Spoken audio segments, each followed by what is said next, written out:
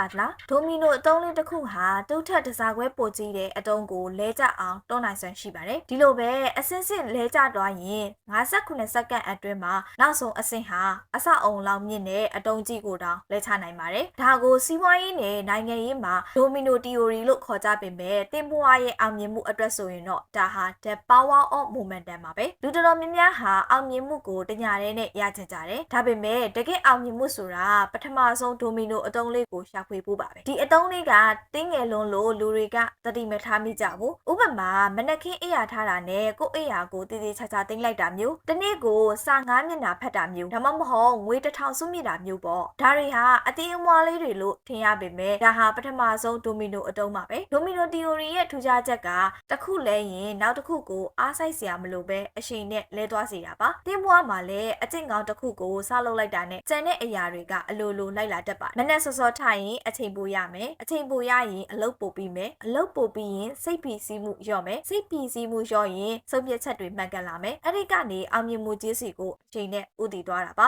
တတိထားရမှာကဒိုမီနို theory ဟာအကောင်းဘက်တွေမကပဲအဆိုးဘက်မှာလည်းအလုပ်လုပ်ပါတယ်အကျင့်ဆိုတစ်ခုကတင်းပွားတစ်ခုလုံးကိုပြိုလဲသွားစေနိုင်ပါတယ်ဒါကြောင့်အောင်မြင်ခြင်းရင်တင်းပွားတဲ့ကမကောင်းတဲ့ chain reaction တွေကိုဖျက်တောက်ရပါမယ်ဒီနေ့တရက်တော့နားလိုက်ပါအောင်မယ်ဆိုတဲ့အတွေ့အဆိုးဘက်ကိုဥတည်သွားစေမဲ့ပထမဆုံးဒိုမီနိုအတုံးဖြစ်နေတတ်ပါတယ်ဒီနေ့တင်းပွားရဲ့အောင်မြင်မှုအတွက်ပထမဆုံးလဲကြရမဲ့ဒိုမီနိုအတုံးကဘာဖြစ်မလဲကြီးကြီးမားမားဖြစ်နေစရာမလိုပါဘူးတင်းတင်းလေးကနေပြီးတော့စတင်လိုက်ပါနော်အရှိန်ရသွားပြီဆိုရင်တော့တင့်ကိုဘယ်ရာကမှတားဆီးထားနိုင်မှာမဟုတ်တော့ပါဘူးအားလုံးပဲအောင်မြင်တဲ့နေ့ရက်တွေကိုပိုင်ဆိုင်နိုင်ကြပါစေနော်အဆုံးထိနားဆင်ပေးခဲ့ကြတဲ့အတွက်ကျေးဇူးတင်ပါတယ်နောက်ထပ်ဗီဒီယိုတွေမှာပြန်လည်ဆုံတွေ့ကြမယ်နော်